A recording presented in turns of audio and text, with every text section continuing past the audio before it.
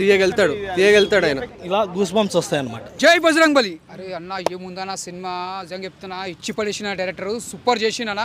అసలు ఆ సినిమా చూస్తుంటే మాత్రం మనము అసలు మైండ్ బ్లో అన్న, అంత బాగా చేసిండు. అసలు యాక్టింగ్ పరంగా తీసుకోండి, ఒక స్క్రీన్ ప్లే తీసుకోండి, ఒక మ్యూజిక్ తీసుకోండి. అరే చెప్తున్నా, ప్రతి సీన్ ఎంజాయ్ చేస్తావు అన్న. ఈ సీన్ ఇట్లా అట్లా కానీ ప్రతి సీన్ నువ్వు ఎంజాయ్ చేస్తావు. చాలా బాగుంది సినిమా.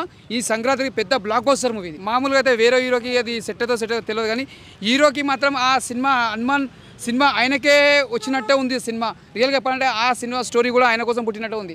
ఆ కథకి తగ్గట్టు కరెక్ట్ సెట్ అయిన. ఇలా మన మాస్ మహారాజా రవితేజది వాయిస్ ఉన్నది.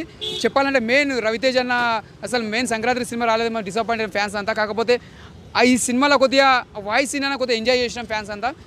ఆయన తగ్గట్టు వాయిస్ కూడా మంచిగా ఇచ్చింది హనుమంతునికి, ఆ స్టోరీకి, హనుమాన్ సినిమాకి బాగుంది. హనుమాన్ మూవీ అయితే సూపర్ ఉందని, అసలుకి విజువల్స్ కానీ గ్రాఫిక్స్ కానీ ఎంత బాగుందంటే నిజంగా అంటే చూస్తున్నంతసేపు అసలు ఎక్కడ బోర్ కొట్టలేదు. అసలుకి మన రవితేజ గారు డబ్బింగ్ చెప్పినది కూడా చాలా బాగుంది. అసలుకి ఇంకోటి మన గెటప్ సీను పాల వ్యాపారంది ఉంటుంది, అది కూడా హైలైట్ ఉందన్న, మామూలు లేదు అసలుకి. ఇంకోటి సత్యది పిచ్చికెళ్ళి ఉంటుందన్న, అది కామెడీ సీన్స్ అయితే చాలా సూపర్గా అనిపించినవి. ఖచ్చితంగా I love you director, I love you hero, super చేశారన్న. ఇందులో ఈ హనుమాన్ సినిమాలో అత్యంత పెద్ద సినిమా, చిన్న క్యారెక్టర్ ఇచ్చారు డైరెక్టర్ గారికి. మరొకసారి డైరెక్టర్ గారికి ధన్యవాదాలు. సాంగ్స్ కంటే నాకు బ్యాక్గ్రౌండ్ మ్యూజిక్, హనుమాన్ ప్రతిదీ హీరో గారి ప్రతి మూమెంట్ అయితే నాకైతే మస్తు అనిపించింది. నేను దాదాపు 20 సంవత్సరాల నుంచి ఎన్నో సినిమాలు చూస్తున్నాను, ఇంత హ్యాపీగా అన్నట్లేను. టైప్ ఆఫ్ షివరింగ్ వచ్చినట్టుగా ఉందన్నమాట. అది హనుమాన్ చాలీసా ఓవరాల్గా మొత్తం వచ్చేటప్పుడల్లా అంతా చాలా అంటే మన ఎమోషనల్గా అనిపించింది, డివోషనల్ ఫీలింగ్ వస్తుంది. సూర్యుడి ద్వారా పవర్స్ వచ్చేది, ఒక మనీ ద్వారా పవర్స్ రావడం అనేది బాగుంది. కొంచెం కాన్సెప్ట్ పార్ట్ 2 అనౌన్స్ చేశారు. 2025లో పార్ట్ 2 ఉందని చెప్పారు. బాగుంది, చాలా బాగుంది. సినిమా అంతా బాగుందండి, చాలా బాగా అనిపించింది. రియల్గా హనుమంతుడు చూసినట్టు కనిపించింది నాకు, రియల్గా వండర్ఫుల్ హనుమంతుడు ఉన్నట్టు కనిపించింది నాకు. ముంగనే హీరో యాక్టింగ్ ఎలా ఉంది? చాలా బాగుంది.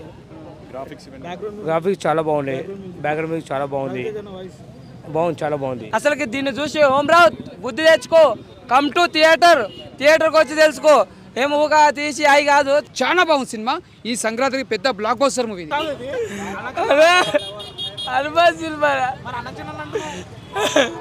అక్క తమ్ముడు ఎమోషన్ ఏడిపించేసింది అక్క.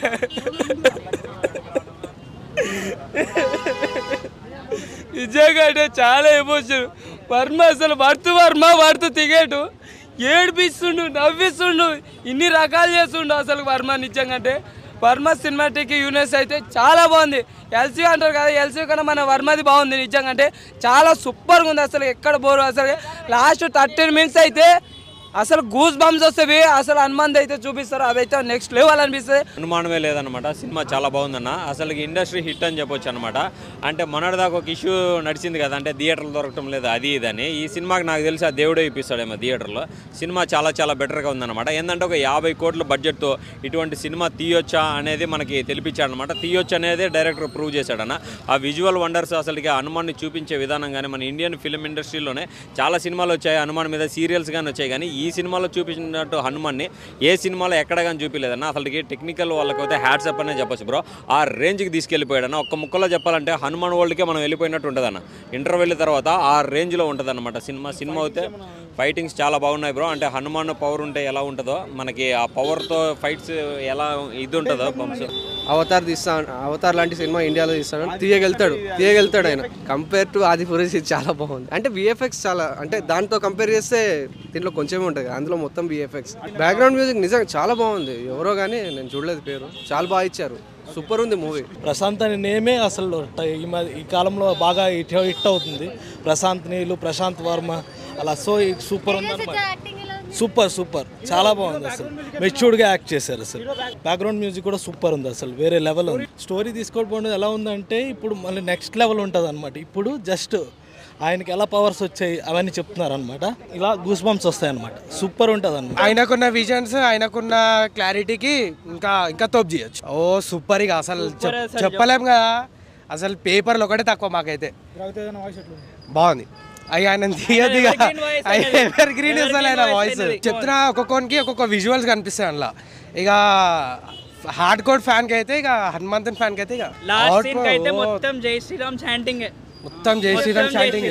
విఎఫ్ఎక్స్ అన్నట్టు అంత లేదు, ఎంత పెట్టాలో అంతే పెట్టిండు, ఎంత ఉందో అంతే ఉంది, అంతే ఉంది. నెక్స్ట్ ఇయర్ 5కి 5 బ్రో.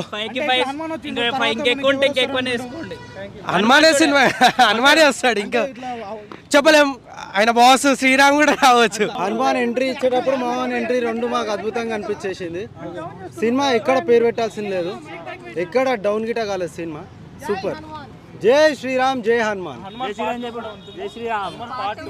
లాస్ట్కి హనుమాన్ చాలీసా వచ్చేటప్పుడు ఒక వైబ్ మంచిగా అనిపిస్తుంది మనకి, ఆ మ్యూజిక్ అవన్నీ.